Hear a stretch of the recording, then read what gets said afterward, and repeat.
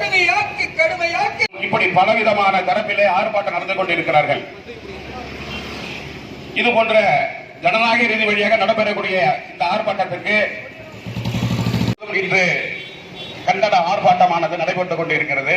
அதனை முன்னிட்டு மயிலாடுதுறை மாவட்டத்தில் ஆட்சியர் அலுவலகத்துக்கு அருகில்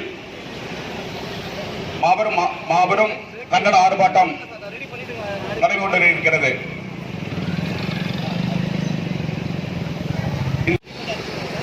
தமிழகத்தில் முழுவதும் பெண்களுக்கு பாதுகாப்பு இல்லை. தமிழகத்திலே எங்க பார்த்தாலும்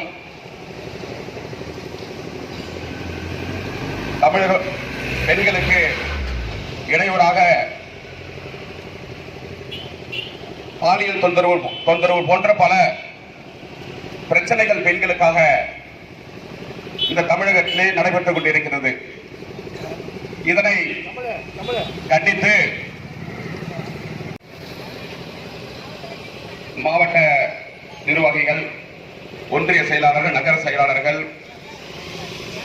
கிருஷ்ணன் அவர்களே இந்த நிகழ்ச்சிக்கு வருகை தந்து இந்த மாவட்டத்திலிருந்து வருகை தந்த அனைத்து நகர செயலாளர், ஒன்றிய செயலாளர் அவர்களே,